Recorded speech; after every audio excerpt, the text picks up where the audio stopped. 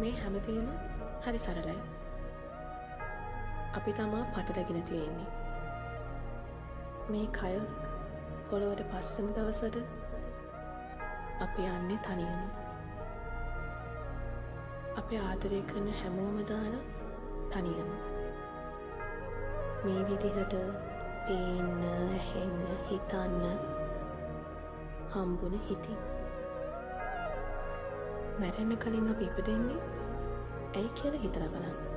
නොදැන මේකෙන් කලියෙන්ම යන්න බලන්නේ නැතු.